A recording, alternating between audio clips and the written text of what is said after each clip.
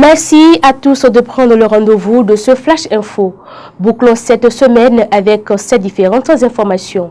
Les documents du projet PAC MOPSS ont été validés par les autorités communales de la cité des Banigansé au détour d'un atelier. C'est la salle des fêtes de l'hôtel de ville de Banikwara qui a abrité cet atelier de validation des plans d'action, de notes de plaidoyer et de plans de réponse aux besoins de financement durable, des systèmes communaux d'éducation de base et de formation professionnelle dans les communes d'intervention du PAC MOPSS DDC. C'était le mercredi 6 décembre 2023, sous la présidence du maire Bio Sadakotamou, une série de communications présentées par le conseiller communal Samsoudine Aboubakari Isiako, président du cadre communal de dialogue multi-acteurs, a meublé cet atelier. L'année 2023 a été marquée par la réforme du secteur de la décentralisation. Au titre des acteurs clés de cette réforme, figurent en bonne position les préfets des départements. Outre cette réforme, des actions ont été menées dans le cadre de la présentation du chef de l'État et des ministres du gouvernement. Au cours de cette année qui s'achève, 5 préfets ont véritablement attiré l'attention de la rédaction du quotidien d'Abarou en termes d'action et d'efforts de développement. Il s'agit des préfets bienvenus Milorin du Mono, Djibil Mamassissé du Borgou, Lydie Dere Chabina de l'Atakura, Marie Akpotrossou de l'Ouémé et Christophe Megbedi du Koufo. L'UNICEF met en garde contre les offres d'emploi et de formation qui circulent en son nom sur les plateformes de recrutement en ligne et les réseaux sociaux.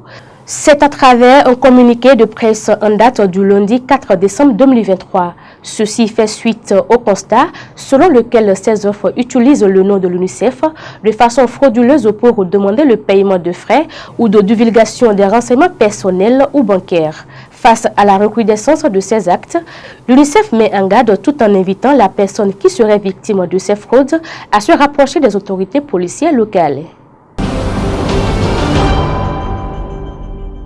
Un tour au Nigeria à présent, il est désormais possible pour le Bénin d'importer 43 produits du Nigeria. Cette initiative émane de la volonté du président Patrice Talon et de son homologue Bola Ahmed Tinubu de lever les restrictions d'importation des produits entre le Bénin et le Nigeria.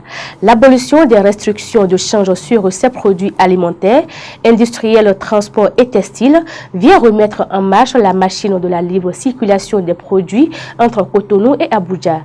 L'acte a été concrétisé après la rencontre des deux chefs d'État le mercredi 6 décembre 2023. La liste des produits qui bénéficient de cette levée de restrictions à l'importation publiée par PIS FM est disponible sur notre site internet www.dabarou.bj. Au Burkina Faso, le français ne sera plus la langue officielle. L'annonce a été faite le mercredi 6 décembre 2023 par le ministre en charge de la Justice et d'Assaut Rodrigue Bayala à l'issue du Conseil des ministres. Cette réforme s'inscrit dans le cadre du projet de la loi portant révision de la Constitution.